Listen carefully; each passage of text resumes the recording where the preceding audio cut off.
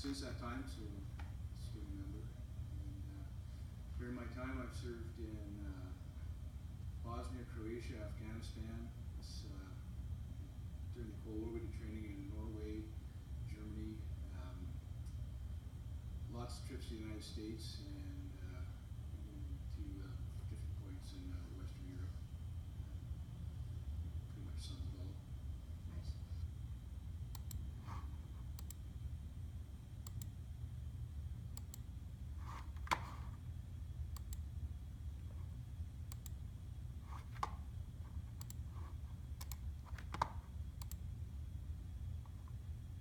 So where do we see sportsmanship in today's armed forces? Sportsmanship in today's armed forces, maybe in from the perspective of teamwork. Everything the military does is a group activity, just about everything. My experience as an infantryman, and the infantry is based on teams of soldiers achieving missions. So part of being in the military is a big part is being able to get along with other people. Teamwork is the basis of everything we do.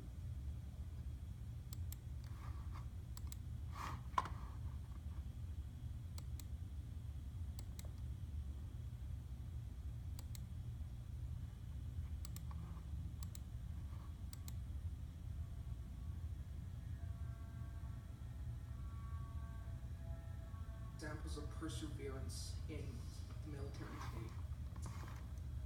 Well, perseverance, I think, plays into how we get through things. But it's persevering through basic training and your trade training, persevering through unit collective training, persevering through long deployments.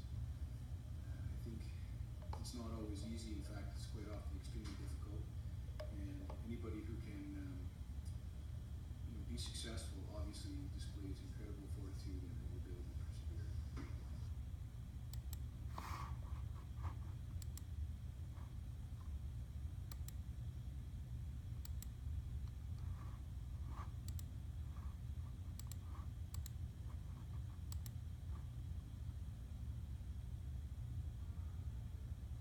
How strong do you think integrity plays a role within the Canadian military?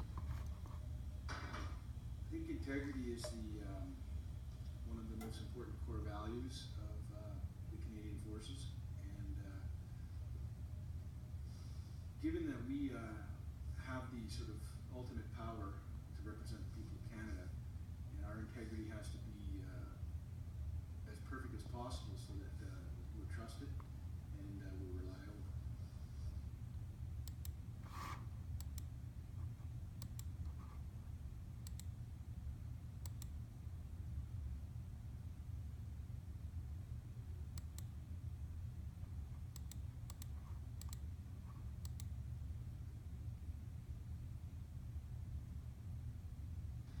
The Canadians at Vimy Ridge during World War I showed great resiliency in taking the ridge.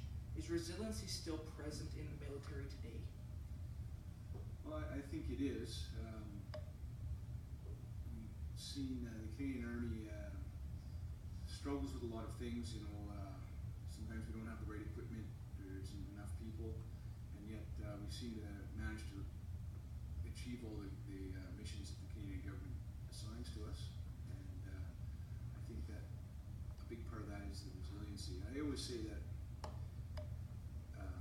the Canadian Forces has a lot of problems, but the one thing it has that seems to be the best is somehow Canada, generation after generation, produces the best 18 to 25-year-olds in the world. And I think they're resilient, they're compassionate, they're incredibly courageous and adaptable, and that's really the secret of our success.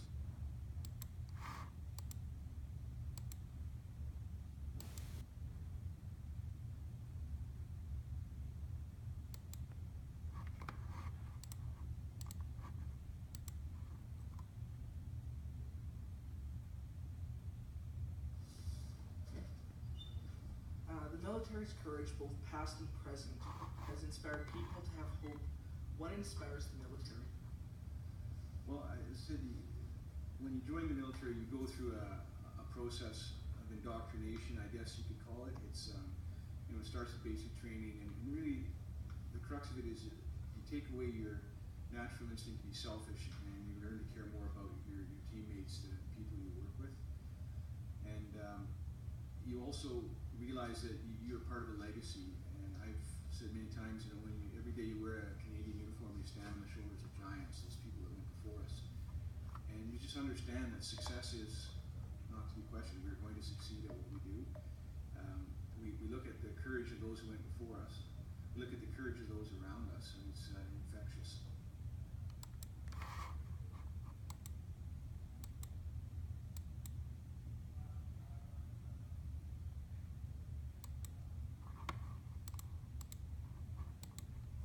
The phrase "many hands makes light work" is an example of teamwork.